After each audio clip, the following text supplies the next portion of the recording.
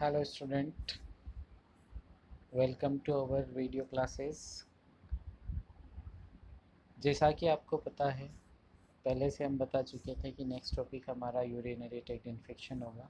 अगर आपने इससे पहले वाली क्लास का वीडियो नहीं देखा है तो उसे ज़रूर देख लें, क्योंकि उसमें बहुत सारे इंपॉर्टेंट पॉइंट बताए गए हैं जिसकी हेल्प से आप इस वीडियो को ज़्यादा अच्छे से समझ सकते हैं। ठीक है, तो यूरिनरी ट्रैक्ट इन्फेक्शन क्या होता है इसके बारे में हम समझेंगे। एक बहुत ही कॉमन इन्फेक्शन है यूरिनरी ट्रैक्ट इन्फेक्शन, जो कि कहाँ पर होता है, यूरिनरी ट्रैक्ट के अंदर। ठीक है, तो इसके नेम से ही पता चलता है। ठीक है, तो हम इसके बारे में अब सबसे पहले इंट्रोडक्शन से स्टार्ट करते हैं। लेट्स, ठीक है, इंट्रोडक्शन क्या है। A urinary tract infection is bacterial infection in part of urinary tract. When it affects the lower urinary tract, it is known as simple cystitis, a bladder infection. When it affects the upper urinary tract, it is known as pyelonephritis, a kidney infection. ठीक है, urinary tract infection is 50 times more common in women, about 5% per year developing symptoms। तो यहाँ पर जो है समझने वाली बात क्या है कि urinary tract infection mainly two type का होता है। ये लोअर यूरिनरी ट्रैक्ट इन्फेक्शन भी हो सकता है और अपर यूरिनरी ट्रैक्ट इन्फेक्शन भी हो सकता है। ठीक है, तो दोनों में क्या डिफरेंस है ये हम इसमें डिस्कस करेंगे। तीसरी बात जो है कि यूरिनरी ट्रैक्ट इन्फेक्शन जो है वो इन्वॉल्व कर सकता है सारे के सारे जो यूरिनरी सिस्टम है उसके ऑर्गन को, है ना, चाहे वो किडनी हो, चाहे यूरेटर हो, चाहे यूरिनरी ब्लैडर हो, यूरेथ्रा हो, ये कहीं पर भी हो सकता है, और जहाँ पर होगा उसी के अकॉर्डिंग उसका नाम अलग अलग हो सकता है। ठीक है, हम आगे और इसी वीडियो में डिस्कस कर लेंगे, आपको क्लियर हो जाएगा कि क्या है लोअर जो है यूटीआई किसे बोलते हैं, अपर यूटीआई किसे बोलते हैं। ठीक है, चलिए नेक्स्ट नेक्स्ट इसके बाद आती है definition. Yes, what is definition. Definition: it may define as microbial invasion in the urinary tract involving kidney, ureter, bladder and urethra that caused by bacteria 80 to 90%। तो मेनली जो है मोस्ट ऑफ कॉजेज जो है इसका वो क्या है, bacteria है ना। 80 टू 90% यूटीआई जो है वो किस वजह से होता है, बैक्टीरिया की वजह से होता है। ठीक है, and other cause including fungi, बहुत रेयर केसेस है जिसमें फंगाई की वजह से भी ये हो सकता है। And symptoms and sometimes symptoms occur और नॉट अकर, मतलब sometimes occur without sign and symptom, यानी ये कई बार जो है कोई साइन एंड सिम्टम्स नहीं होते, बिना किसी साइन एंड सिम्टम के भी किसी को यूटीआई डेवलप हो सकता है। और फिर बाद में जब जाके बहुत ज़्यादा सीवियर कंडीशन बनती है, उसके जो है बहुत ज़्यादा इन्फेक्शन का एक लेवल बहुत ज़्यादा बढ़ जाता है, तब जा कर के वो आइडेंटिफाई होता है, तब जा कर के साइन एंड सिम्टम्स के दिखाई देने लगते हैं। ठीक है, तो समझ में आ गया होगा। सिंपल डेफिनेशन है, it may define as microbial invasion. Microbial invasion यानी कि जो बैक्टीरिया है या फंगाई है उसका आकर के इन्वेशन होना कहाँ पर, यूरिनरी ट्रैक्ट में। ठीक है, अब यूरिनरी ट्रैक्ट में आकर के उनका इन्वेशन होगा तो कहाँ पर होगा, या तो किडनी में होगा, या यूरेटर में होगा, या ब्लैडर में होगा, या यूरेथ्रा में होगा। ठीक है, तो इनमें से कहीं पर भी आकर के अगर इन्वेशन होगा तो वहाँ पर जो है माइक्रो ऑर्गेनिज्म आएंगे, किसी भी रूट से आ सकते हैं, चाहे ब्लड से आ सकते हैं, ठीक है, हेमाटोजेनिस रूट से आ सकते हैं, या फिर जो है उनका जो असेंडिंग एक होता है कि असेंडिंग ट्रांसमिशन होता है, यानी कि यूरेथ्रा एक ओपनिंग है, ओपनिंग से जो है माइक्रो ऑर्गेनिज्म एंटर होंगे और फिर वो असेंडिंग ऑर्डर में यानी ऊपर की तरफ जो है वो हम डायग्राम से इसको समझेंगे और आगे एक्सप्लेन। अभी आपको डेफिनेशन जो है क्लियर हो गई होगी। ठीक है, चलिए नेक्स्ट आते हैं predisposing factor to urinary infection. Predisposing factor क्या होते हैं, सबसे पहले ये समझ लेते हैं। ठीक है, आप लोगों को शायद पता भी हो, है ना, इनको रिस्क फैक्टर भी बोला जाता है, यानी the favourable factors that contributing the chance of infection is known as the predisposing factor. ऐसे सारे के सारे फैक्टर जिनकी वजह से जो रिस्क ऑफ इन्फेक्शन है या इन्फेक्शन के डेवलप्ड होने की जो चांस है वो इंक्रीज़ हो जाते हैं, वो सब क्या कहलाते हैं, प्री डिस्पोजिंग फैक्टर कहलाते हैं। ठीक है, तो यहाँ पर हम देख लेते हैं सबसे पहला factor increasing urinary stasis.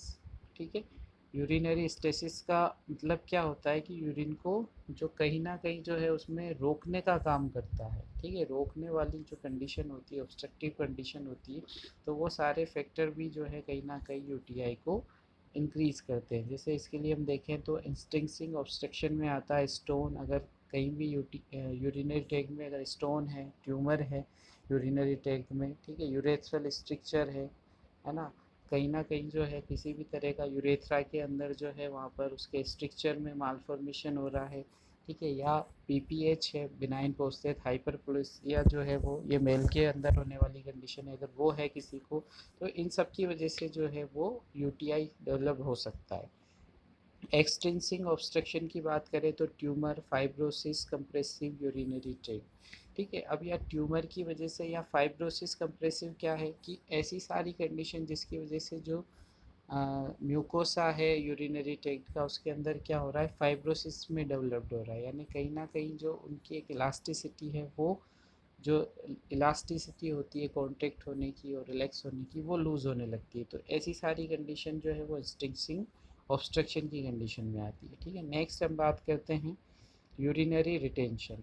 Urinary retention जो है ये टर्म है, मैंने आपको बताया भी था कि एक इंडिविजुअल को जो है यूरिन जब वो चाहता है कि उसको सेंसेशन आ रहे है कि वो यूरिन पास हो जाए बट नहीं हो पाता, ठीक है, यूरिन कहीं ना कहीं स्टोर रहता है ब्लेडर के अंदर, वो कंडीशन यूरिनरी रिटेंशन की कंडीशन कहलाती है। अब इसके क्या कारण हो सकते हैं, including neurogenic bladder. Neurogenic bladder क्या है कि कहीं ना कहीं जो नर्वस सिस्टम में कुछ प्रॉब्लम है, ठीक है, कहीं ना कहीं नर्वस सिस्टम में प्रॉब्लम है, नर्व के अंदर इस तरह की ऐसी वो सारी की सारी नर्व जो कि यूरिन पास होने के लिए, यूरिन को होने के लिए जो है कहीं ना कहीं अपना इम्पोर्टेंट रोल प्ले करती है, उनमें किसी भी तरह का डिफेक्ट आ जाता है, उसकी वजह से जो ब्लेडर है वो क्या हो जाता है, वो यूरिन को पास नहीं कर पाता है ना, उसको जब कॉन्ट्रिक्ट होना होता है वो कॉन्ट्रिक्शन नहीं हो पाता, जब रिलैक्स होना होता है प्रॉपरली वो रिलैक्स नहीं हो पाता, तो इस कंडीशन में जो है वो यूरिन कहीं ना कहीं रिटेन कर जाता है, जितना उसको एम्पटी होना चाहिए उतना एम्पटी नहीं हो पाता है, तो न्यूरोजेनिक ब्लेडर की कंडीशन।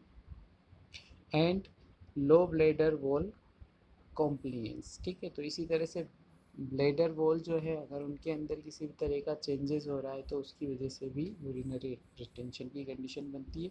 अब यूरिन जो है वो रिटेंड रहेगा, उसको बाहर जाना है नहीं जा पाएगा, रुका रहेगा, तो कहीं ना कहीं फिर उसके अंदर माइक्रो ऑर्गेनिज्म जो है वो ग्रो करेंगे और वो इन्फेक्शन को डेवलप करेंगे, ठीक है। नेक्स्ट है रीनल इम्पेयरमेंट। अब रीनल इम्पेयरमेंट में क्या है कि कहीं ना कहीं जो है किसी भी तरह का जो रीनल फंक्शन है वो प्रॉपरली वर्क नहीं कर पा रहा है, कोई भी दूसरी जो डिजीज़ है किडनी की वो हो रही है, तो उसकी वजह से प्रॉपरली यूरिन फॉर्मेशन उतना नहीं हो पा रहा है और उसकी वजह से कहीं ना कहीं इन्फ्लामेटरी कंडीशन है और वो भी जो है यूटीआई को होने के लिए फेवरेबल कंडीशन प्रोवाइड कराएंगे, ठीक है। सेकेंड अब बात करें फॉरेन बॉडी, तो फॉरेन बॉडी जो है यूरिनरी ट्रैक्ट कैलकुलाई, है ना, ये अगर यूरिनरी ट्रैक्ट के अंदर कोई कैलकुलाई बन जाता है तो कैलकुलाई तो वो जो है यूरिनरी ट्रैक्ट में होता नहीं है नॉर्मली, तो ये क्या है, एक तरह का फॉरेन बॉडी है ना। सेकंड है कैथेटर, तो कैथेटर भी जो है नॉर्मल नेचुरली हमको कैथेटर की कोई ज़रूरत नहीं होती, बट कोई ना कोई कंडीशन है इस वजह से पेशेंट को कैथेटराइजेशन किया जा रहा है और उसकी वजह से ही जो है फिर उसको आगे जा कर के, क्योंकि कैथेटराइजेशन तो उसको कर दिया पर कैथेटर केयर प्रॉपरली नहीं मिल पा रही है, ठीक है, तो कैथेटर केयर करना एक इम्पोर्टेंट रोल होता है नर्सिंग पर्सनल्स का। जब भी पेशेंट को कैथेटराइजेशन किया जाए स्ट्रिक्ट असेप्टिक टेक्निक के साथ उसको कैथेटराइजेशन किया जाए, एज वेल एज जो है पेशेंट को टाइम टू टाइम जो है उसको यूरिनरी ट्रैक्ट यूरिनरी जो है केयर उसको प्रोवाइड की जाए ताकि यूटीआई की जो रिस्क है उसको मिनिमाइज़ किया जा सके, ठीक है। नेक्स्ट है यूरिनरी ट्रैक्ट इंस्ट्रूमेंटेशन। अब इंस्ट्रूमेंटेशन क्या है कि कोई भी इंस्ट्रूमेंट का यूज़ करना, जैसे हम सिस्टोस्कोप का यूज़ करते हैं सिस्टोस्कोपी के लिए, ठीक है, तो कोई भी अगर हमारे जो ओपनिंग है नॉर्मल ओपनिंग, जैसे यहाँ पर नॉर्मल ओपनिंग क्या है, यूरेथ्रा है, वहाँ से जो है एक इंस्ट्रूमेंट डाला जाएगा जिसे सिस्टोस्कोप कहते हैं, और उसकी क्यों किया जाता है, क्यों उसको डाला जाता है, ताकि जो स्ट्रक्चर है यूरेथ्रा का और यूरिनरी ब्लैडर का उसको देखा जा सके, उसके अंदर क्या माल फॉर्मेशन है क्या नहीं है उसको आइडेंटिफाई करने के लिए जो कई ये सिस्टोस्कोपी की जाती है। बट उसको करते वक्त अगर किसी भी तरह का इन्फेक्शन रह जाता है, ठीक है, इन्फेक्शन को ठीक तरह से ट्रीट नहीं किया या कह सकते हैं कि असेप्टिक टेक्निक जो है उसको यूज़ नहीं किया जाता है, कहीं ना कहीं जो है उस प्रोसीजर को करते वक्त सिस्टोस्कोपिक करते वक्त कहीं ना कहीं कोई माइक्रो ऑर्गेनिज्म जो है वो यूरिनरी ट्रैक्ट में एंटर कर जाते हैं और उस वजह से जो है इन्फेक्शन हो जाता है। ठीक है, नेक्स्ट अगर हम बात करें तो एनाटोमिकल फैक्टर। अब एनाटोमिकल फैक्टर क्या किस तरह से कंट्रीब्यूट करेंगे यूटीआई के होने के लिए? Congenital defect leading to obstruction और यूरिनरी स्टेसिस।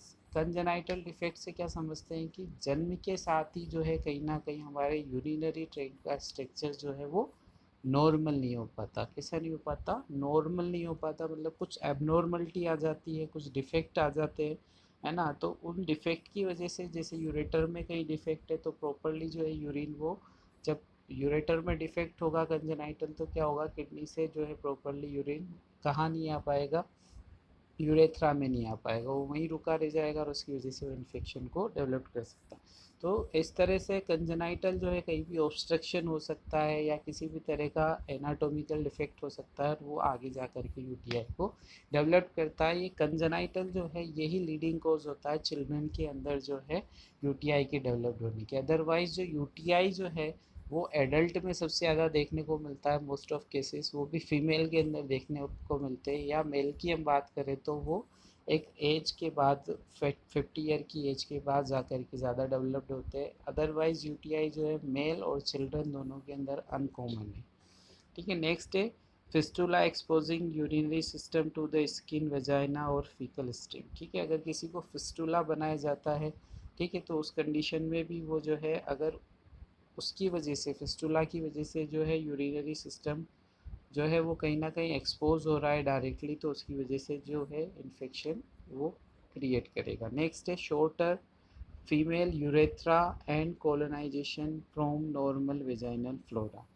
तो यहाँ पर जो है एक एनाटोमिकल पोजीशन जो होती है वो मेल और फीमेल के अंदर दोनों में अलग अलग होती है। यूरेथ्रा जो है वो मेल के अंदर जो थोड़ा सा उसकी लेंथ ज़्यादा होती है और उसके कंपेयर में फीमेल में यूरेथ्रा की जो लेंथ है वो कम होती है, और उसी वजह से जो है ये एक कहीं ना कहीं जो है एक एनाटोमिकल कंडीशन बनती है जिसकी वजह से फीमेल के अंदर जो है यूटीआई डेवलप्ड होने की रिस्क वो मेल के कंपेयर में ज़्यादा हो जाती है। ठीक है, नेक्स्ट है ओबेसिटी। अगर किसी का वजन बहुत ज़्यादा बढ़ा हुआ है तो जो एक स्टोमक में एक्स्ट्रा फैट आने लगता है, उस फैट की वजह से भी कहीं ना कहीं जो है वो एक प्री डिस्पोजिंग फैक्टर जो है वो होता है यूटीआई के डेवलप होने के लिए। ठीक है, नेक्स्ट हम बात करते हैं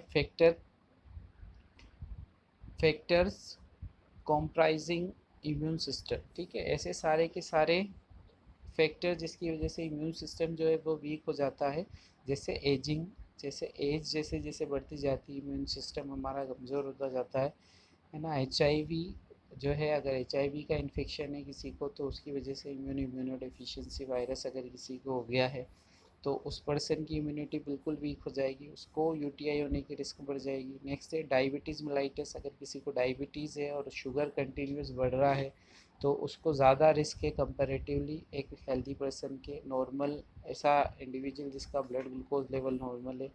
next functional disorder. Functional disorder क्या है यहाँ पर? कॉन्स्टिपेशन। अगर कॉन्स्टिपेशन है कहीं ना कहीं तो वो भी एक तरह का फेवरेबल कंडीशन देखने को मिलता है कि जिन लोगों में कॉन्स्टिपेशन होता है उनमें यूटीआई भी ज़्यादा डेवलप्ड होता है या इजीली डेवलप हो जाता है। नेक्स्ट है वॉइडिंग डिसफंक्शन।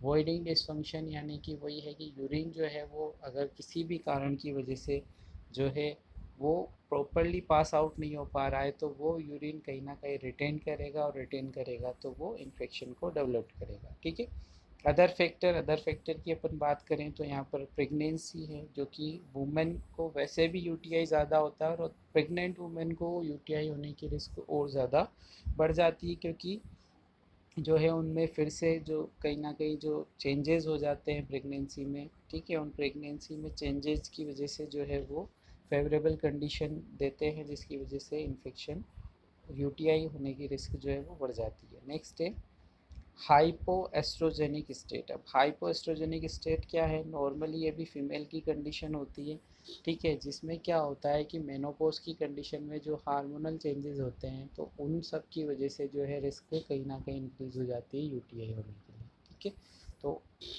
नेक्स्ट है मल्टीपल सेक्स पार्टनर। अगर ये जो है इस तरह की जो है बैड हैबिट्स कोई फॉलो करता है तो उसकी वजह से भी जो है कहीं ना कहीं रिस्क होती है इन्फेक्शन। दूसरे भी इन्फेक्शन हैं जो कि इसकी वजह से ट्रांसमिट हो सकते हैं, एसटीडी है, एचआईवी है, इसी तरह से यूटीआई भी जो है वो ये इसके लिए एक कंडीशन हो सकती है। नेक्स्ट है poor personal hygiene. Poor personal hygiene का मतलब है कि जो है अगर पर्सनल हाइजीन को मेंटेन नहीं किया जाए प्रॉपरली, है ना, बॉडी को क्लीन नहीं किया जाता, या जो है किसी भी वजह से जो हाइजीन मेंटेन करने होते, स्पेशली जो है फीमेल के अंदर जो मेंसेस टाइम होता है उस टाइम हाइजीन को मेंटेन करने की ज़रूरत होती है। अगर वो ठीक से नहीं हो पाता है हाइजीन मेंटेन तो उसकी वजह से भी जो है इन्फेक्शन होने की रिस्क बढ़ जाती है फीमेल में कंपैरेटिवली मेल, ठीक है। तो ये सारे जो है रिस्क फैक्टर हैं, इनको हम एक बार समराइज़ कर लेते हैं कि urinary tract infection is said to be complicated. कब ये कॉम्प्लिकेटेड हो जाएगा यूटीआई होना, या तब कब होगा जब ये अपर ट्रैक्ट में है, ठीक है। अपर ट्रैक्ट में किस तरह से वो भी हम डिस्कस करेंगे कि ये ज़्यादा सीवियर है अपर ट्रैक्ट में होता है कंपैरेटिवली लोअर ट्रैक्ट में। अगर लोअर ट्रैक्ट में है तो उतना ज़्यादा सीवियर नहीं है, जितना अपर ट्रैक्ट में चला जाता है तो हो जाता है। The person has diabetic mellitus. अगर पर्सन को डायबिटीज़ और यूटीआई हो गया तो उसके लिए कॉम्प्लिकेटेड है। ए पर्सन, ए पर्सन या पर्सन की जगह जो है आप करेक्ट करना है इसको, पर्सन की जगह बेटर है आप इसको वूमन लिखें, ठीक है, वूमन या फीमेल लिख सकते हैं, ठीक है। तो पर्सन की जगह आप इसको फीमेल या वूमन लिखेंगे। ए वूमन और ए फीमेल इज़ प्रेग्नेंट, है ना, तो प्रेगनेंसी है और प्रेगनेंसी में अगर यूटीआई हो गया तो कहीं ना कहीं जो है उसके लिए ज़्यादा कॉम्प्लिकेटेड है। एक नॉर्मल जो है फीमेल को अगर यूटीआई होता है तो उसको ट्रीट करना ज़्यादा इजी होता है कंपैरेटिवली प्रेग्नेंट वुमन के। The person is old mail आएगा यहाँ पर भी, ठीक है, यहाँ पर मेल तो है बट क्या है, ओल्ड है, ठीक है। तो यंग मैन के लिए इतनी ज़्यादा प्रॉब्लम नहीं है जितना ओल्ड एज में जाकर के अगर ये हो रहा है तो मेन के आगे आप ओल्ड लिखेंगे। The person has the weekend human system, ठीक है, पर्सन हैज़ ए वीकेंड, जैसे एचआईवी कंडीशन है या दूसरे कोई जो है वीकर इम्यूनिटी वाली कंडीशन है तो वो सब जो है ज़्यादा कहीं ना कहीं जो है अनफेवरेबल कंडीशन देती है, ठीक है।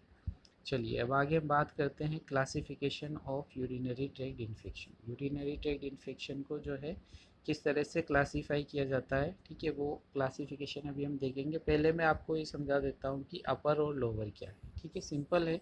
लोअर यानी कि जो लोअर ऑर्गन है जैसे कि यूरेथ्रा है, ठीक है, ब्लेडर है और यूरेटर का जो है स्टार्टिंग पार्ट है, अगर इसको ये जो लगा हुआ पार्ट है ब्लेडर से अगर यहाँ पर जो है इन्फेक्शन हो रहा है, ठीक है, तो ये इन्फेक्शन क्या कहलाएगा, आप लोअर यूरिनरी ट्रैक्ट इन्फेक्शन, ठीक है। लोअर यूरिनरी ट्रैक्ट क्यों कह रहा है, क्योंकि ये लोअर ऑर्गन है, ठीक है।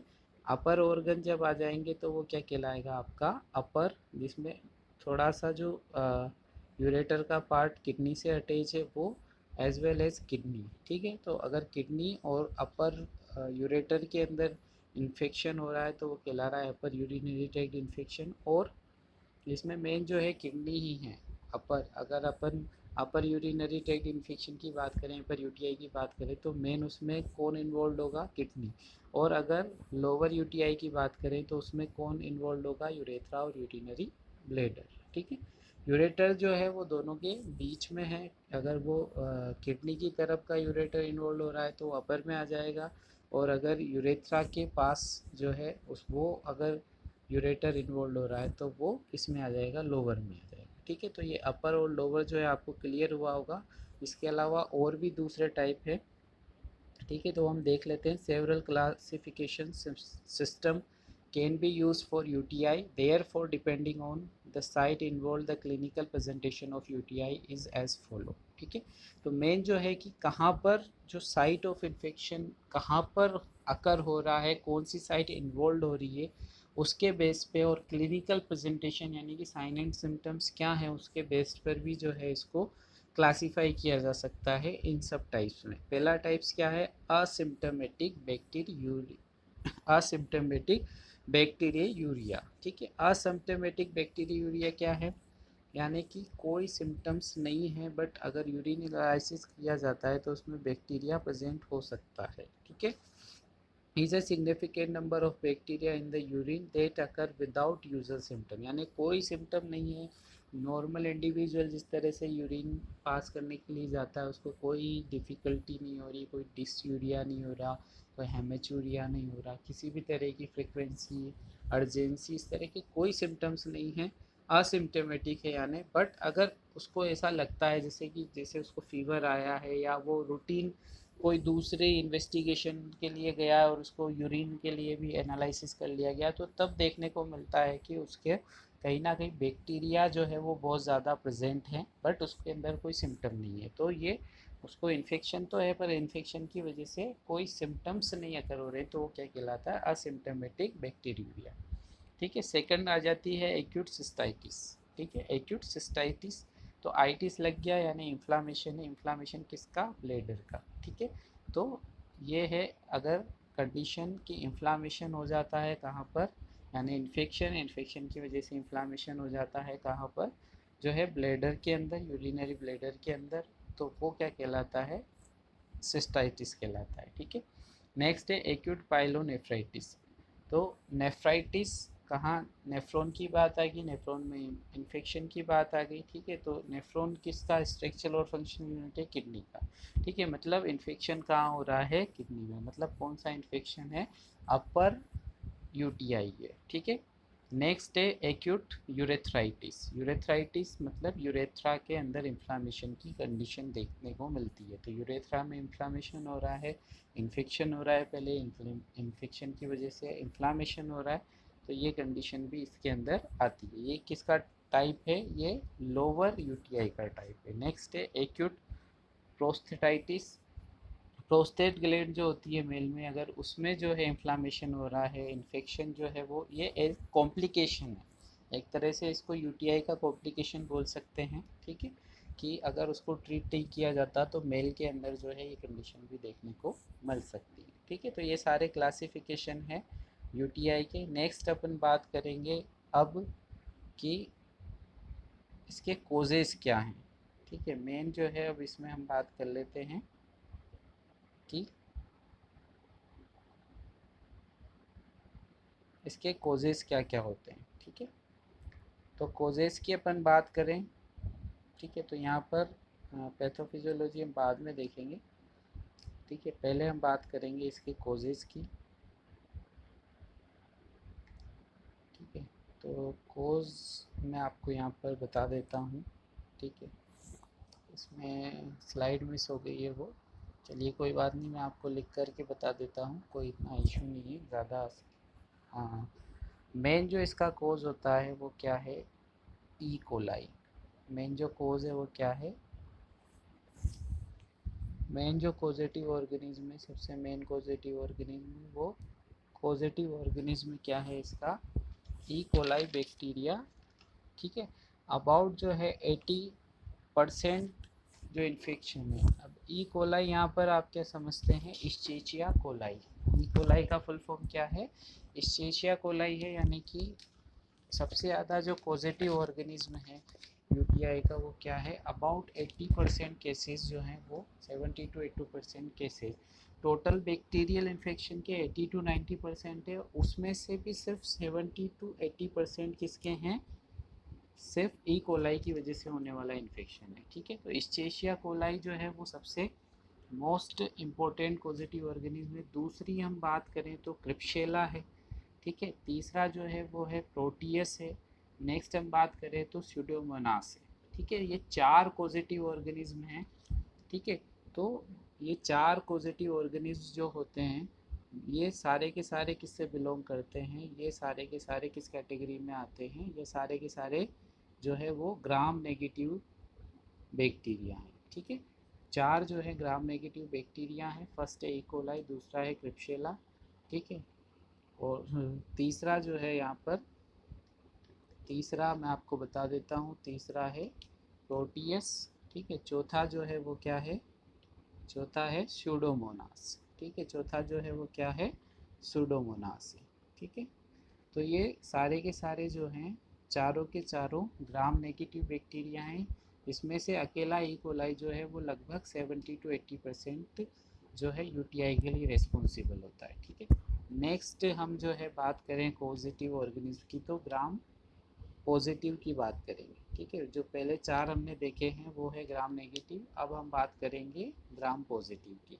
तो ग्राम पॉजिटिव में मेन जो है वो क्या है, स्टेफाइलोकोकस। ठीक है, स्टेफाइलोकोकाई जो है वो मेन इसका पॉजिटिव ऑर्गेनिज्म है।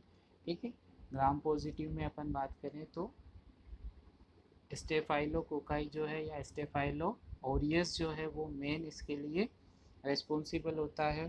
ठीक है, इसके अलावा जो हमने एक और डिस्कस किया था कि 80 to 90% जो केसेस हो रहे हैं वो तो किसकी वजह से हो रहे हैं, बैक्टीरिया। बैक्टीरिया में ग्राम पॉजिटिव नेगेटिव हम डिस्कस कर चुके हैं।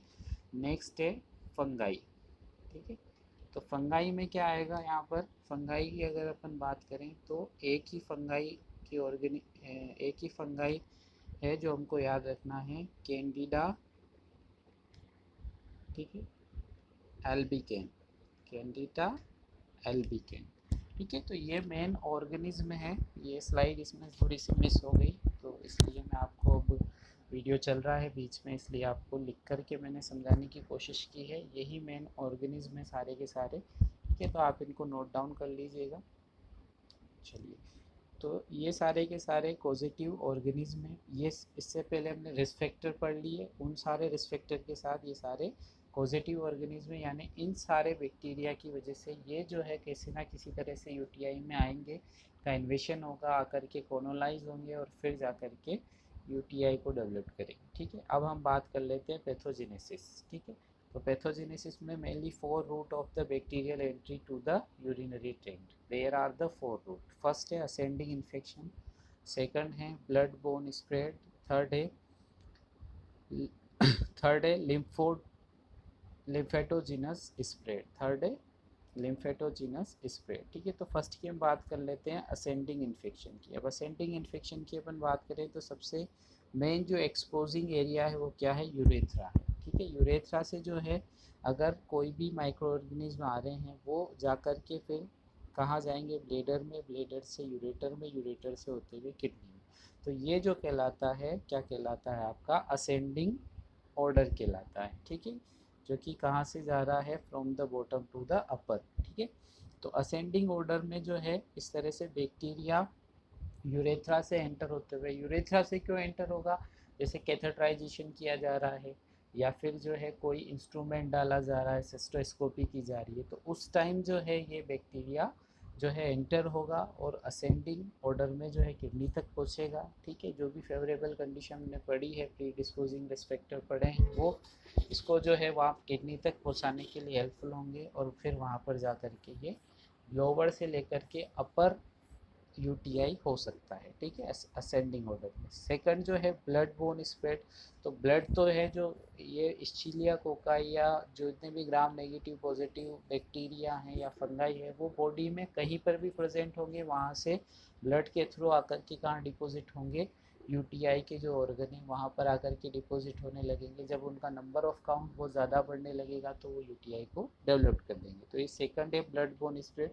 थर्ड है थर्ड है लिम्फेटोजिनस स्प्रेड। लिम्फेटोजिनस यानी लिम्फ सिस्टम जो है हमारी बॉडी का, ठीक है, लिम्फ सिस्टम के थ्रू जो है ये आएंगे और जैसे कहीं दूसरी जगह है वहीं से लिम्फ उनको लेकर के आएगा और जो है इन्फेक्शन को ट्रांसमिट करेगा। तो ये तीन जो है मेनली तीन रूट्स हैं यहाँ पर, सॉरी 4 लिखा हुआ है ना, इसको भी हम करेक्ट कर लेते हैं।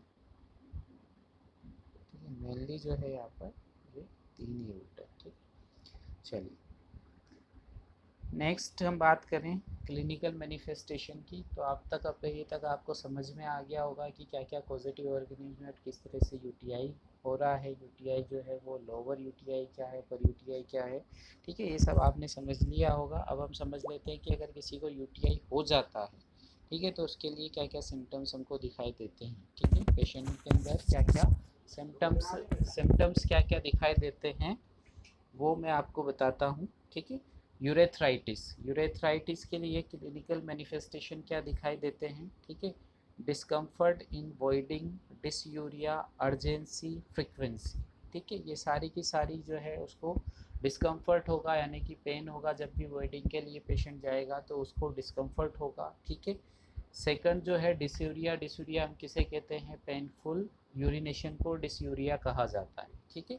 थर्ड है अर्जेंसी, अर्जेंसी यानी जब एक इंडिविजुअल को यूरिन सेंसेशन आते हैं वो उसे बिल्कुल भी कंट्रोल नहीं कर पाता, बिल्कुल भी नहीं रोक पाता, मतलब स्ट्रॉन्ग अर्ज होता है उसको, तो वो क्या कहलाता है, अर्जेंसी कहलाती है। नेक्स्ट हम बात करें फ्रीक्वेंसी, फ्रीक्वेंसी क्या होती है कि इंडिविजुअल का जितना भी एक नॉर्मल टाइम, जितने टाइम वो यूरिन के लिए जाता है, जब उसको यूटीआई नहीं हो, जैसे 5 टाइम 6 टाइम 10 टाइम कितना भी हो सकता है ना, कोई पर्टिकुलर उसका मेजरिंग नहीं है, बट जब भी उसको यूटीआई होगा तो उसकी फ्रिक्वेंसी जो है वो इंक्रीज़ हो जाएगी, ठीक है। तो ये सारे के सारे इनको हम इससे पहले वाले वीडियो में भी डिटेल में डिस्कस कर चुके हैं। अगर आपने पहले वाला वीडियो नहीं देखा है तो उसे आप ज़रूर देखें, आपको ये सारी टर्म्स जो हैं वो क्लियर हो जाएंगी, ठीक है। नेक्स्ट हम बात करें, अगर सिस्टाइटिस अगर किसी को है तो उसको डिसयूरिया, अर्जेंसी एंड फ्रिक्वेंसी तो होगा ही सही, साथ ही साथ उसको पेल्विक डिस्कम्फर्ट होगा, ठीक है, साथ ही साथ उसको एब्डोमिनल पेन होगा, और साथ ही साथ उसको पाईयूरिया, या पाईयूरिया या क्या है कि जो है WBC काउंट जो है वो बढ़ जाएगा यूरिन का, जब कल्चर किया जाएगा या यूरिन एनालिसिस किया जाएगा तो उसमें जो है WBC सेल यानी वाइट ब्लड सेल जो है वो विजुअलाइज होगा, ठीक है। नेक्स्ट हेमर्जिक सिस्टाइटिस, हेमर्जिक यहाँ पर तो हीम जहाँ पर वर्ड आ जाता है मैंने कहा डायरेक्ट रिलेट करता है ब्लड को, ठीक है। Visible blood in the urine, irritating voiding symptom, तो यहाँ पर जो है सीवियर इरिटेशन होगा क्योंकि म्यूकोसा कहीं ना कहीं डैमेज है, ब्लड क्यों आ रहा है, क्योंकि म्यूकोसा इरिटेट हो रहा है और डैमेज हो रहा है, ठीक है, इसलिए ब्लड भी आ रहा है, तो ये हेमर्जिक सिस्टाइटिस कहलाएगा। नेक्स्ट है पाइलोनेफ्राइटिस, पाइलोनेफ्राइटिस यानी कि जब इन्फेक्शन यूटीआई कहाँ हो रहा है, किडनी के अंदर हो रहा है, ठीक है।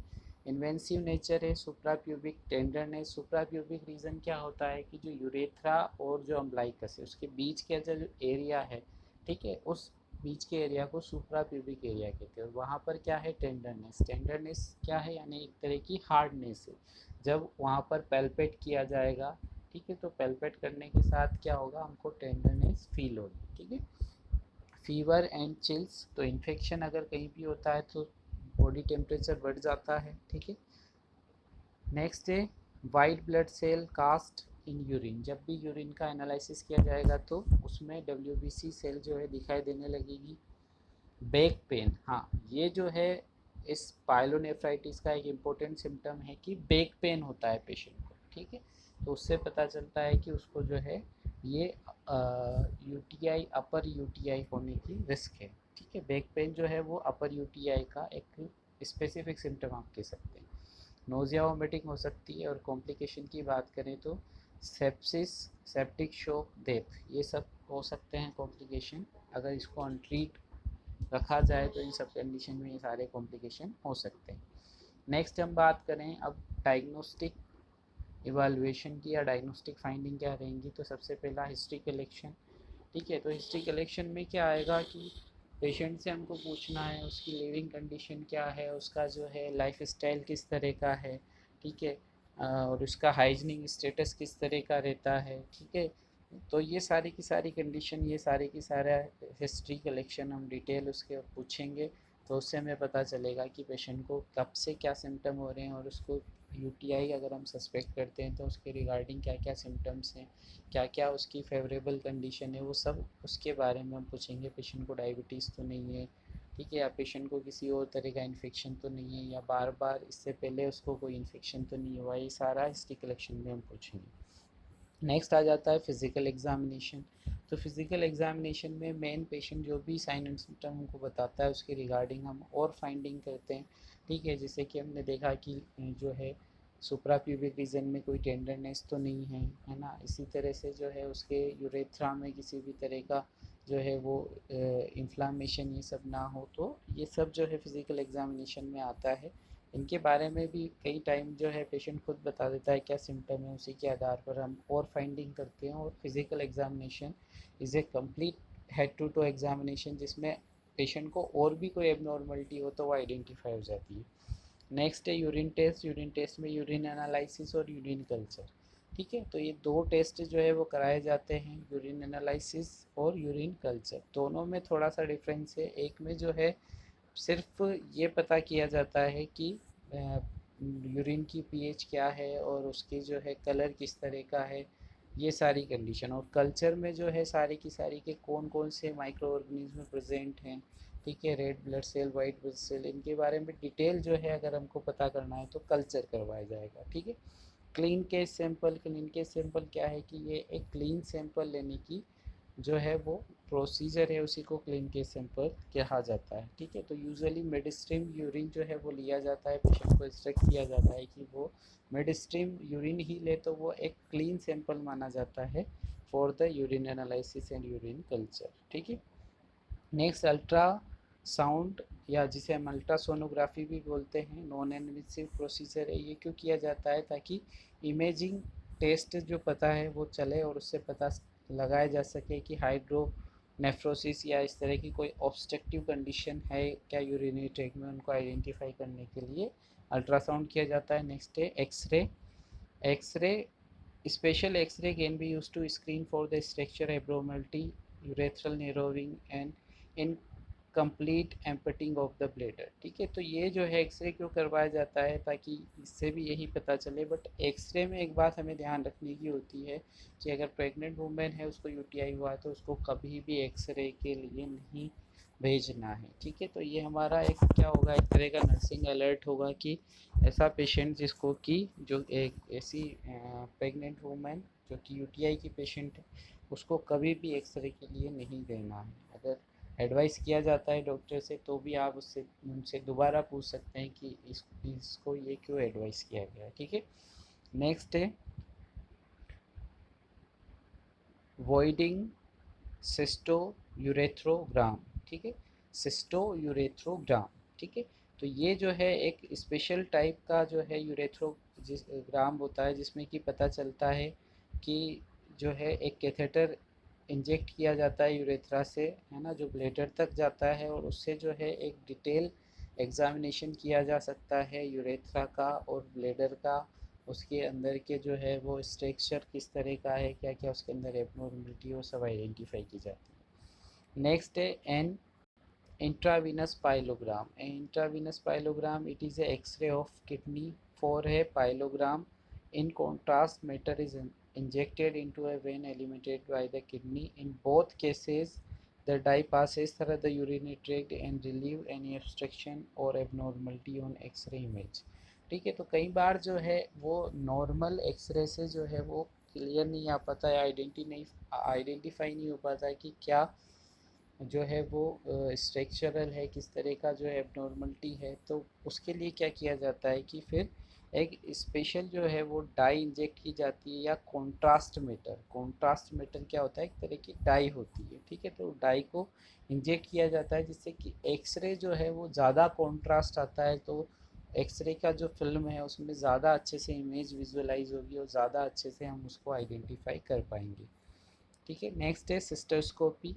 सिस्टोस्कोपी, ये सिस्टोस्कोप का यूज़ करके विजुअलाइजेशन किया जाता है यूरेथ्रा और यूरिनरी ब्लेडर का, use to detect structural abnormality, interstitial cystitis और masses that might not show up on x-ray. ठीक है, तो जो एक्सरे करने से भी नहीं पता चला हमको, तो फिर उसके बाद सिस्टोस्कोपी की जाती है। ठीक है, तो इसमें सिस्टोस्कोप यूज़ किया जाता है। सिस्टोस्कोप क्या है? ये स्कोप वर्ड जहाँ पर भी आता है ना, जैसे कि ब्रोंकोस्कोप हो सकता है, ठीक है, उसके अलावा जो है हम बात करें एंडोस्कोप हो सकता है। तो स्कोप जहाँ पर भी आता है, ये सब क्या है? सारे के सारे जितने भी स्कोप है वो ए फ्लेक्सिबल ट्यूब लाइक इंस्ट्रूमेंट। सारे के सारे स्कोप जो होते हैं, चाहे वो कोई से भी स्कोप हो, एंडोस्कोप हो, ब्रोंकोस्कोप हो, सब क्या है? ए फ्लेक्सिबल ट्यूब लाइक इंस्ट्रूमेंट होते हैं। ठीक है, जिनको कौन यूज़ करता है? यूरोलॉजिस्ट यूज़ करता है, insert through the urethra into the bladder.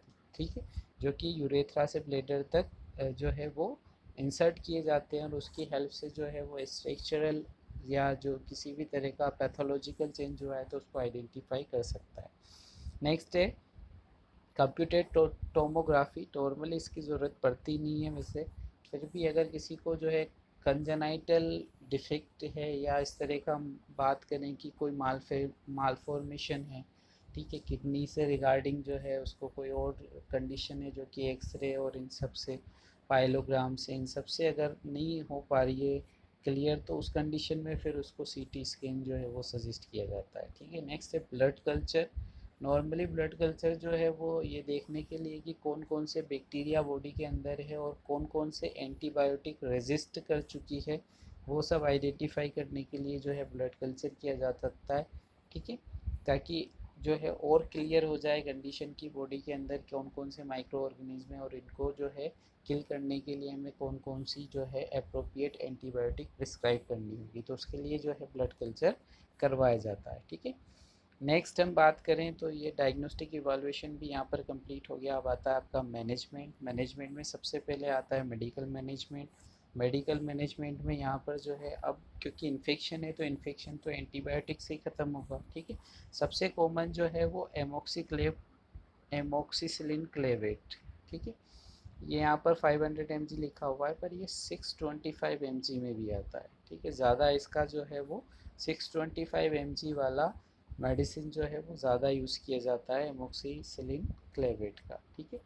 Dose भी जो है इसका मैं आपको बता दूं, अगर TDS ज़्यादातर दिया जाता है, यानी दिन में 3 बार इसको दिया जाता है, ठीक है। नेक्स्ट हम बात करें सिप्रोफ्लॉक्सासिन, 500 mg में आता है, ठीक है। इसको BD दिया जाता है यानी दिन में 2 बार, ठीक है। नॉरफ्लॉक्सासिन, ये भी BD डोज दिया जाता है, 400 mg में आता है, ठीक है। तो ये जो है कॉमन एंटीबायोटिक है जो यूज़ होती है सिंपल यूटीआई में, अगर यूटीआई की कॉम्प्लिकेटेड कंडीशन नहीं है तो। नेक्स्ट है कि पैथोजन स्पेसिफिक ट्रीटमेंट। अब पैथोजन जो हमने पढ़े हैं उनके रिगार्डिंग जो है, अगर कोलाई है तो उसमें सेफ्रियाजोन यूज़ किया जा सकता है 50 mg पर केजी बॉडी वेट के अकॉर्डिंग, ठीक है, यानी इसको 1 ग्राम तक दिया जा सकता है। नेक्स्ट है सूडोमोनास और एरेगुनोसा। इसमें जो है सूडोमोनास है तो जेंटामाइसिन ज़्यादा इफ़ेक्टिवली काम करती है, जेंटामाइसिन को यूज़ किया जाता है। नेक्स्ट है अगर क्रिप्शेला स्पीसीज़ है या एंट्रोबैक्टर स्पीसीज़ है या प्रोटियस स्पीसीज़ है, ये सारी की सारी जो है वो कोलाई फैमिली की ही है ना। जो एंट्रोबैक्टीरिया कोकाई है उसी फैमिली के बिलोंग करती हैं, ठीक है। तो इनके लिए जो है सेफ्टाडियाजिन जो है वो यूज़ किया जाता है, वो एंटीबायोटिक ज़्यादा अच्छे से काम करता है। नेक्स्ट है एंट्रोकोकस स्पीसीज़, जितनी भी एंट्रोकोकस स्पीसीज़ है उनके लिए एम्पिसिलिन भी जो है वो बहुत अच्छी एंटीबायोटिक मानी जाती है, तो एम्पिसिलिन को भी जो है वो दिया जा सकता है, ठीक है। नेक्स्ट हम बात करें, ये कॉमन हमने मेडिकल मैनेजमेंट पढ़ लिया जो कि स्पेसिफिक था। अगर सिम्टोमेटिक की हम बात करें, जैसे कि पेशेंट को फीवर आ रहा है तो एंटीपायरेटिक दी जाएगी, ठीक है। पेन अगर बहुत ज़्यादा है तो उसके लिए जो है उसको NSAID जो है non steroid anti inflammatory drugs दी जा सकती हैं, ठीक है। तो इस तरह से ये कॉमन मेडिसिन और हैं सिम्टोमेटिक के अकॉर्डिंग जो है उसको दी जा सकती है। नेक्स्ट हम बात करें नर्सिंग मैनेजमेंट की, ठीक है। इन्फ्लामेशन अगर बहुत ज़्यादा है तो कॉर्टिकोस्टेरॉइड दी जा सकती है जिसकी वजह से जो है उसका इन्फ्लामेशन कम किया जा सके, एंटी इन्फ्लामेटरी ड्रग कहलाती हैं, ठीक है। नेक्स्ट है नर्सिंग मैनेजमेंट। नर्सिंग मैनेजमेंट की बात करें, सबसे पहले आता है असिसमेंट। असिसमेंट में हिस्ट्री कलेक्शन आएगा, साइन इन सिम्टम क्या है यूटीआई के वो सारे हम पूछेंगे। The presence of pain frequency urgency and the hesitancy. Hesitancy मतलब ये है कि जो है कहीं ना कहीं इंडिविजुअल टॉयलेट करने के लिए जाता है बट उसको टॉयलेट नहीं आ पाता प्रॉपरली, ठीक है, तो वो कंडीशन भी हेजिटेंसी कहलाती है ना।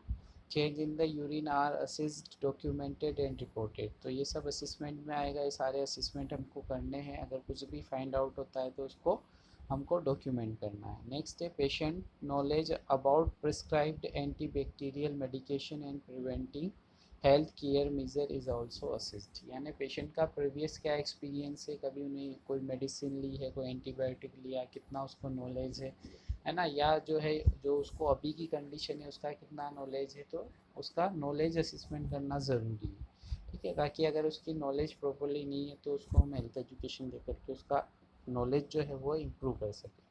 नर्सिंग डायग्नोसिस की हम बात करें तो first nursing diagnosis acute pain related to infection within the urinary tract as manifested by pain on urination, suprapubic pain and bladder spasm। ठीक है, तो इतने टाइप के पेन जो है वो हो सकते हैं यूटीआई से रिलेटेड।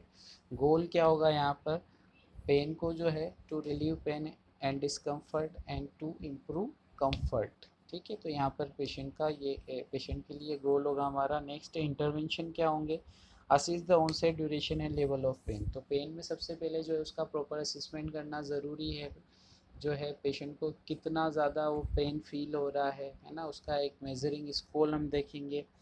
प्रोवाइडिंग एनाल्जेसिक ड्रग, जो भी प्रिस्क्राइब की जाती है डॉक्टर जो भी प्रिस्क्राइब करेगा वो एनाल्जेसिक मेडिसिन दे सकते हैं। प्रोवाइड कंफर्टेबल पोजीशन, है ना, जो भी उसके लिए कंफर्टेबल पोजीशन है, यूजुअली जो है अगर उसको पिलो जो है प्रोवाइड किए जाएँ एक्स्ट्रा पिलो, और वो कहाँ पर प्लेस किए जाएँ, बिलो द फिट जो है उसको लोअर एक्सट्रीमिटीज़ के बिलो में अगर एक्स्ट्रा पिलो लगा दी जाए तो ये कहीं ना कहीं रिलीव करता है उसको। ठीक है, next reassure and provide the diversional therapy. Diversional therapy यानी पेशेंट अगर अकेला बैठा है तो सोचता रहेगा मुझे दर्द हो रहा है ना, मुझे प्रॉब्लम हो रही है, तो उसको किसी ना किसी एक्टिविटी में एंगेज करना है। जैसे कि अगर उसके पास आजकल तो मोबाइल है तो म्यूज़िक थेरेपी है ना, कॉमेडी सीरियल्स वगैरह, ये सब डाइवर्शनल थेरेपी है।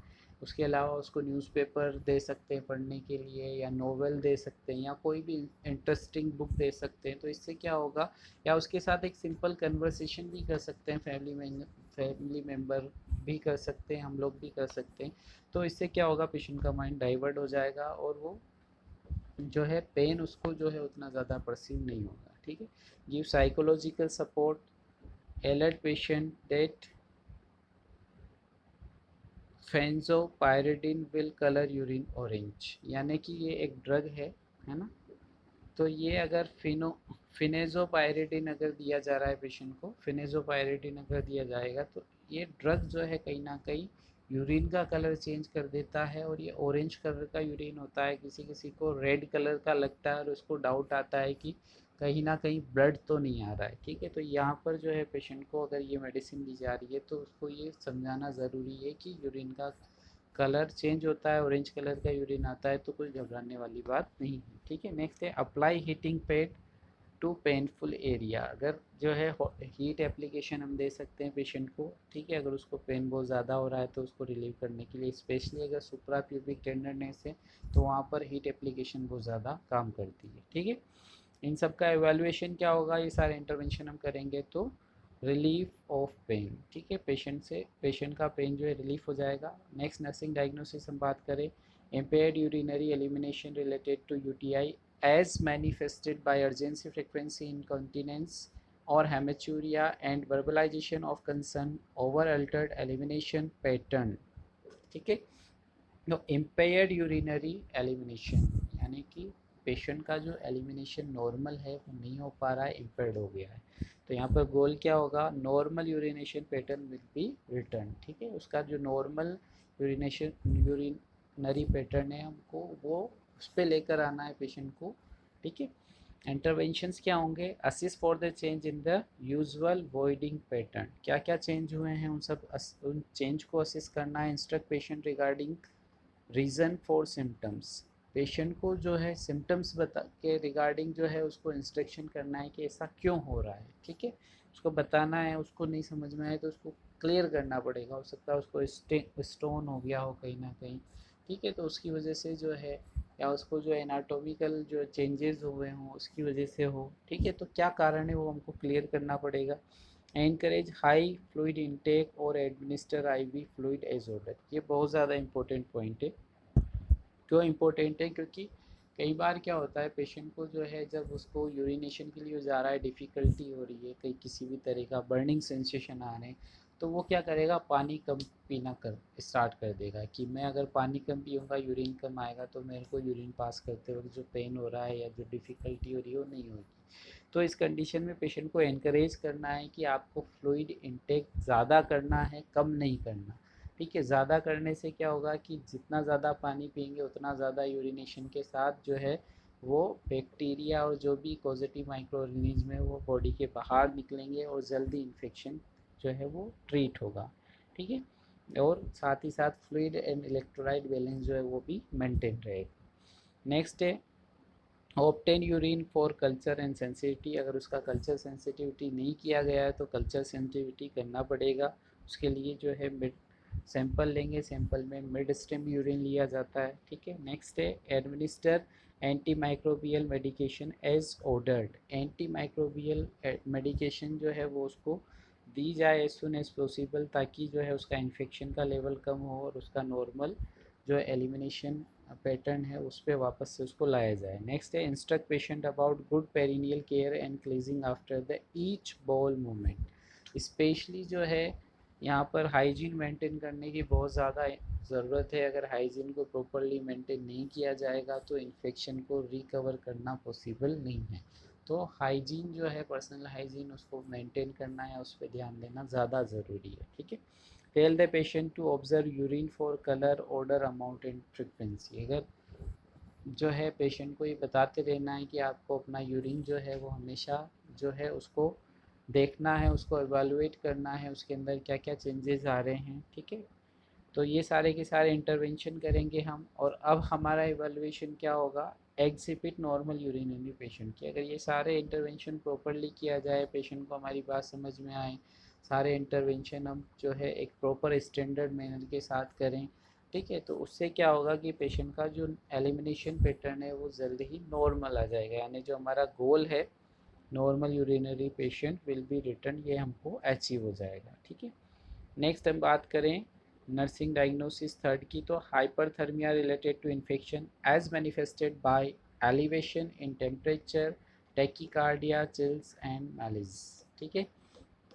तो हाइपरथर्मिया आप सबको पता है, बॉडी टेम्परेचर जो है वो ज़्यादा इंक्रीज़ हो जाता है 100 डिग्री से, तो वो पायरेक्सिया की कंडीशन है। और हाइपरथर्मिया जो है जब ये जा कर के 104 या 104 डिग्री फ़ारेनहाइट तक चला जाता है, कंडीशन हाइपरथर्मिया की कहलाती है, ठीक है। तो इतना जो है अगर टेम्परेचर किसी का बढ़ रहा है तो उस कंडीशन क्यों होगा, क्योंकि बैक्टीरिया बहुत ज़्यादा है बॉडी के अंदर, जो है बैक्टीरियल काउंट हो रहा है, इंक्रीज़ हो रहा है, तो उसके जो है कंपनसेटरी उसके तौर पर बॉडी टेम्परेचर कंटिन्यू इंक्रीज़ होता रहेगा, इन्फ्लामेटरी रिएक्शन होगी, उसकी वजह से बॉडी टेम्परेचर बढ़ता रहेगा, ठीक है। तो यहाँ पर nursing goal normal body temperature will be maintain या रिटर्न, ठीक है। तो बॉडी का टेम्परेचर जो है उसको नॉर्मल ही रखना है। नॉर्मल बॉडी टेम्परेचर कितना है ये आप मुझे रेस्पॉन्स करेंगे, ठीक है, या कमेंट्स करके बताएंगे। ये आपको पता होना चाहिए नॉर्मल बॉडी टेम्परेचर कितना होता है, सेंटीग्रेड में भी और फ़ारेनहाइट में भी, ठीक है, दोनों क्या हैं। सारे जो भी बच्चे ये वीडियो देखेंगे वो मुझे इसमें कमेंट में रिप्लाई करेंगे, ठीक है। नेक्स्ट है इंटरवेंशन, क्या कहेंगे इसके लिए, असिस वाइटल साइंस 2 to 4 आवरली, यानी टेम्परेचर को रेगुलरली चेक करना है, ठीक है। एडमिनिस्टर एंटीपायरेटिक एंड एंटीबायोटिक, जब भी पेशेंट को जो भी एंटीबायोटिक और एंटीपायरेटिक मेडिसिन है वो प्रिस्क्राइब की जा रही है तो उनको टाइम टू टाइम जो है एडमिनिस्टर कर रहा है। पेशेंट अगर नहीं ले रहा है तो उसको इनक्रेज करना है मेडिसिन लेने के लिए। एंश्योर हाइड्रेशन वाया ओरल और आईवी रूट, पेशेंट को प्रॉपर जो है वो हाइड्रेशन देना है, जितना ज़्यादा वो पानी ले सके। ओरली नहीं लेता है तो आईवी फ्लूइड से जो है उसको ज़्यादा फ्लूइड देना है, उसको मेंटेन करना है। मॉनिटर इनटेक आउटपुट, ठीक है, मॉनिटर इनटेक एंड आउटपुट, ये भी बहुत ज़्यादा इंपॉर्टेंट फंक्शन होता है, क्योंकि इसी से पता चलता है कि यूरिनरी जो है वो पैटर्न किस तरह का है, जितना इनटेक और आउटपुट के बीच कितना डिफरेंस है, ठीक है। तो ये जो है इनटेक आउटपुट वो नियर बाय होने चाहिए, इनटेक थोड़ा सा ज़्यादा होना चाहिए, आउटपुट थोड़ा सा कब होना चाहिए। पर अगर इनके बीच बहुत ज़्यादा डिफरेंस है तो कहीं ना कहीं ये भी हमको इंडिकेट करता है कि यूरिनरी सिस्टम में जो है एबनॉर्मलिटीज़ है, ठीक है। Cover patient and keep him dry, है ना, पेशेंट को जब भी टेम्परेचर ज़्यादा हो रहा है तो उसको कोशिश करें कि अगर उसको शिवरिंग वगैरह होती है तो उसको कवर करके रखा जाए, ठीक है, बट उसको ड्राई रखने की कोशिश करिए।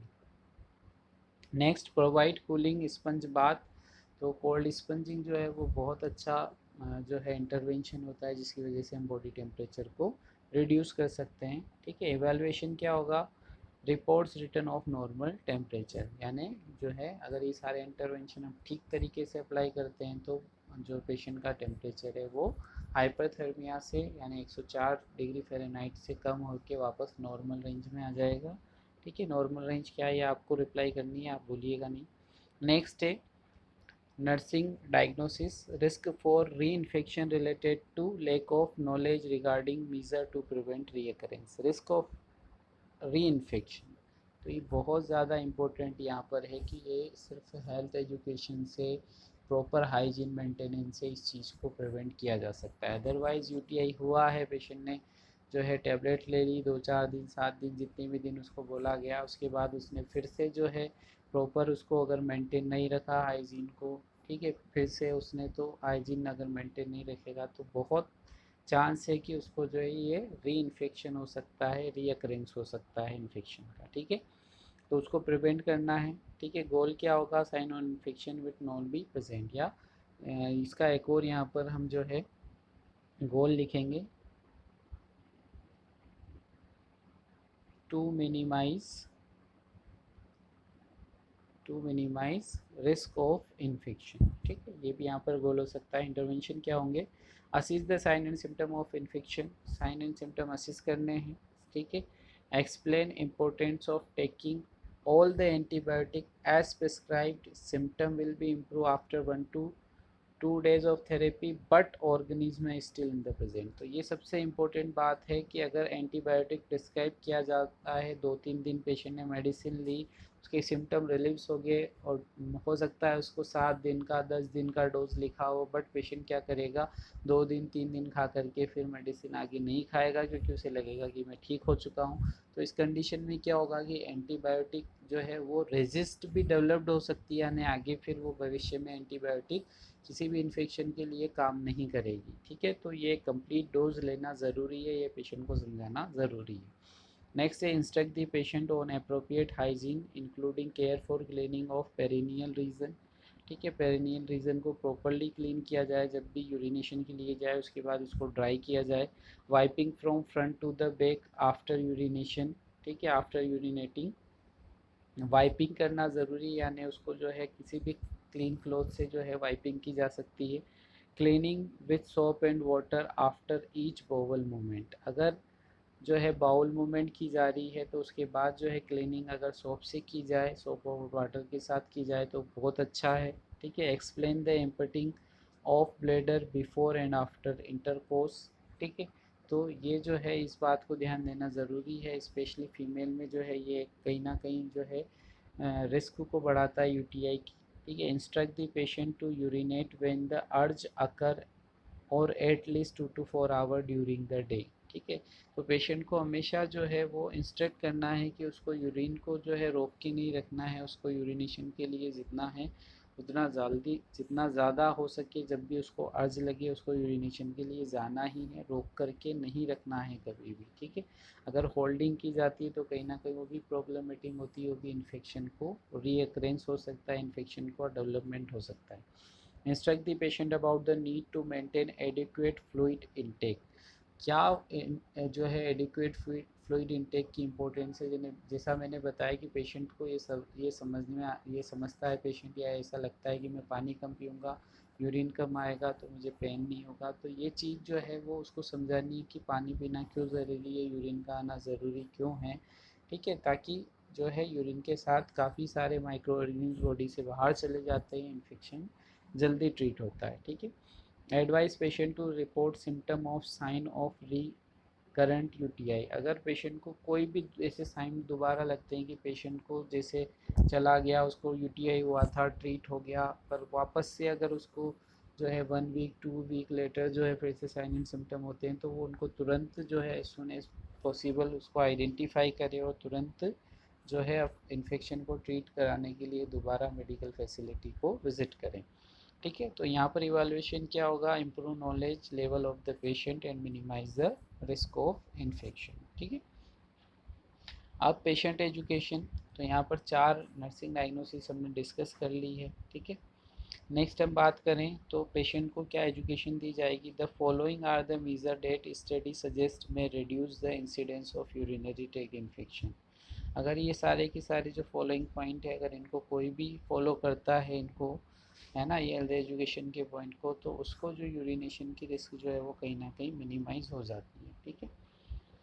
Do not delay urination when it is necessary, यानी जब भी एक इंडिविजुअल को यूरिनेशन की सेंसेशन आए उसको यूरिनेशन के लिए चला जाना चाहिए एज सुन एज पॉसिबल। अगर वो होल्ड करके रखता है तो यूटीआई की रिस्क बढ़ जाएगी, है ना। A high fluid intake is essential, यानी अगर आप बहुत ज़्यादा फ्लूइड लेते हैं, फ्लूइड लेते रहते हैं, तो उसकी वजह से भी आपकी जो रिस्क ऑफ यूटीआई है वो मिनिमाइज होती है। Next, cleaning the urethral meatus, the opening of the urethra after intercourse has been show to be the some benefit. ठीक है, तो ये भी एक अच्छा पॉइंट होता है, इसको भी अगर मेंटेन किया जाए तो कहीं ना कहीं जो है किसी भी तरह का इन्फेक्शन हो उसको प्रिवेंट किया जा सकता है। ठीक है, उसके अलावा जो है एंटीसेप्टिक ऑइंटमेंट जो है वो भी कहीं ना कहीं अगर हैं, अगर उनको यूज़ किया जाए या नहीं भी यूज़ किया जाए तो ऐसा कोई ज़रूरी नहीं है, बट क्लीनिंग करना ज़रूरी है। ठीक है, drinking 250 to 500 ml of cranberry juice daily and avoidance of the bubble bath may also helpful। ठीक है, तो ये जो है दो चीज़ें कि एक drinking of 250 to 500 ml cranberry juice अगर इसको लिया जाए तो उससे भी काफ़ी ज़्यादा ये बहुत ज़्यादा हेल्पफुल, क्योंकि हेल्पफुल क्यों है, क्योंकि ये यूरिन की पीएच को मेंटेन करके रखता है। ठीक है, तो यूरिन की पीएच जो है वो मेंटेन रहेगी तो कहीं ना कहीं जो है इन्फेक्शन इजीली डेवलप नहीं होगा। ठीक है, and avoidance of the bubble bath में ऑल्सो हेल्पफुल। तो बबल बाथ जो है इसको भी अगर नहीं लिया जाए, एक नॉर्मल बाथ जो होता है उसको लिया जाए, बबल बाथ को जो है वो अवॉइड किया जाए। नेक्स्ट है often long course of low dose antibiotic are taken at night to help prevent otherwise unexplain case of recurring cystitis. ठीक है, तो अगर जो है एंटीबायोटिक जो है लो डोज एंटीबायोटिक उसको ज़्यादा टाइम तक लिया जाए, रात को सोते वक्त लिया जाए तो वो ज़्यादा हेल्पफुल होता है कंपेरेटिवली और उसको कहीं दूसरे टाइम पे लेने पे। ठीक है, इसके अलावा और जो है जैसा कि फीमेल जो होते हैं उनको जब मेंसेस आते हैं तो उस टाइम वो प्रॉपर हाइजीन मेंटेन करें। ठीक है, ये उनके लिए बेनिफिशियल होगा। ठीक है, ऐसे सारे लोग अगर प्रेग्नेंट वुमेन है तो प्रेग्नेंट वुमेन को स्पेशली फोकस करने की ज़रूरत होती है, हाइजीन मेंटेन करने की ज़रूरत होती है। ठीक है, इसी तरह से ऐसे सारे जो है पेशेंट जिनको डायबिटीज़ है तो उनको एक्स्ट्रा केयर की ज़रूरत होती है। अगर उनको एक बार इन्फेक्शन हुआ है तो दोबारा इजीली एक्रेट हो सकता है, तो उनको हाइजीन पे बहुत ज़्यादा ध्यान देने की ज़रूरत होती है। और ऐसी सारी चीज़ें जिससे कि जो है इन्फेक्शन कहीं ना कहीं बढ़े और इम्यूनिटी कम हो, तो उन सब चीज़ों को अवॉइड करना होता है। ठीक है, अब हम बात करें कंक्लूज़न, ये सब हमने पढ़ा तो हमें क्या समझ में आया इस सारे वीडियो को देखने से, है ना। पहली बात तो urinary tract infection are the second most common bacterial infection. ठीक है, ये सबसे पहली बात हमको समझ में आती है कि यूरिनरी ट्रैक्ट इन्फेक्शन यानी यूटीआई जो है वो second most common bacterial infection है। ठीक है, इसके अलावा ये जो है एक मोस्ट कॉमन नोजोकोमियल इन्फेक्शन भी है। ठीक है, क्या है, मोस्ट कॉमन नोजोकोमियल इन्फेक्शन भी है। नेक्स्ट है women are the most infected subject in the population, यानी कि ना बच्चों में ये इजीली होगा ना मेल में इजीली होगा, है ना। इन दोनों में तो बहुत कम चांस है ना। फिर उसके बाद जो रिस्क है वो किस में है, ओल्ड एज में या इम्यूनिटी जिसकी कमज़ोर है उसमें। और सबसे ज़्यादा चांस किसको है, वो फीमेल को है। उसमें भी अगर प्रेग्नेंट वुमेन है तो उनको भी रिस्क है, और वैसे भी फीमेल है तो मेनोपॉज वुमेन है तो उनको भी रिस्क है। तो फीमेल को जो एकरेंस होने की रिस्क जो है वो ज़्यादा है। ठीक है, तीसरी हम बात करें development of resistance of antibiotic by the bacteria result in the problem during the treatment and lead to the relapse और रिकरेंस। यानी कि वही मैंने एक बात बताई कि पेशेंट 2 दिन मेडिसिन लेगा फिर छोड़ देगा तो क्या हो जाएगा, उसकी वजह से रेजिस्ट डेवलप हो जाएगा टू द एंटीबायोटिक, और उसकी वजह से क्या हो जाएगी, प्रॉब्लम होगी उसके ट्रीटमेंट में। ठीक है, ट्रीटमेंट के लिए एंटीबायोटिक ही नहीं बचेगी कि कौन सी एंटीबायोटिक उसको दिया जाए। ठीक है, क्योंकि काफ़ी सारी एंटीबायोटिक जो उसने पहले इस तरह से 2 दिन 4 दिन खा के छोड़ दी है वो अगर रेजिस्ट कर जाती है तो प्रॉब्लम है। ठीक है, नेक्स्ट है recent advance such as development of immunological like intranasal vaccine may result in the lifetime cure of the infection in future।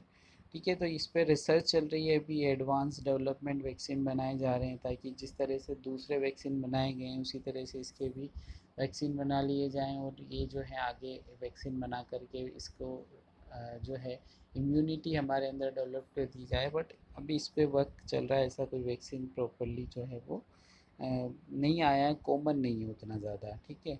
क्योंकि ये इतनी ज़्यादा जो है इतनी ज़्यादा डिजीज़ होने नहीं है कि हर किसी इजीली हो जाए, ठीक है। तो मेनली जो है ये कब होगी, जब हाइजीन को प्रॉपरली मेंटेन नहीं किया जाएगा, या रूट ऑफ ट्रांसमिशन भी जो है इसके उतने ज़्यादा कॉमन नहीं है, ठीक है। तो उस कंडीशन में जो है वो वैक्सीन इसका इतना ज़्यादा अभी कॉमनली यूज़ नहीं लिया जाता है, ठीक है। तो ये सारी चीज़ें हमको इसमें समझ में आई। और क्या समझ में आया कि इन्फेक्शन अगर हो जाता है तो हेल्थ एजुकेशन से हाइजीन को मेंटेन करके प्रॉपर एंटीबायोटिक लेकर के इसको जो है इजीली रिकवर किया जा सकता है, ठीक है। तो ये सारे के सारे पॉइंट हमें समझ में आए। उसके अलावा और क्या समझ में आता है इसमें, ध्यान में रखने वाली बात नर्सिंग रेस्पॉन्सिबिलिटी में कि पेशेंट को अगर कोई भी, या अगर उसको कैथेटर डाला जा रहा है, ठीक है, या कोई भी प्रोसीजर किया जा रहा है जैसे सिस्टोस्कोपी, तो असेप्टिक जो है टेक्निक, स्ट्रिक स्टेलाइजेशन टेक्निक का यूज़ करना ज़रूरी है। इसी की हेल्प से हम इन्फेक्शन को जो है वो प्रिवेंट कर सकते हैं, रिस्क ऑफ इन्फेक्शन मिनिमाइज़ कर सकते हैं, ठीक है।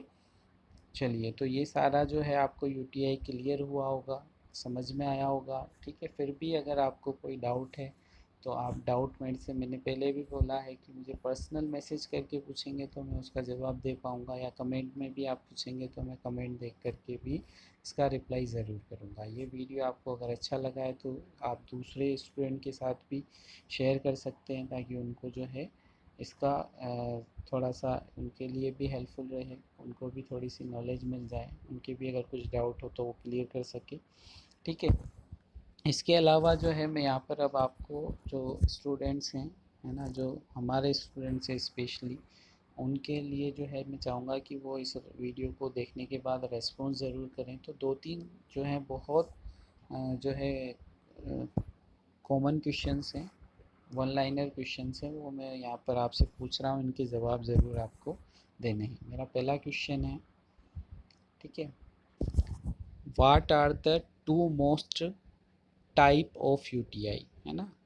तो कौन से जो है यूटीआई के टाइप हैं वो आपको मुझे बताने हैं कमेंट करके। माय सेकंड क्वेश्चन इज़, मैंने आपसे एक क्वेश्चन पहले भी पूछा था वीडियो में कि what is the normal body temperature in Celsius and Fahrenheit, है ना, second question. My third question is, third question, what is the most common causative agent for UTI, ठीक है, most common causative organism for UTI, ठीक है। तो ये तीन question है, इसका आपको मुझे कमेंट और रिप्लाई ज़रूर करना है, ठीक है। चलिए, थैंक यू।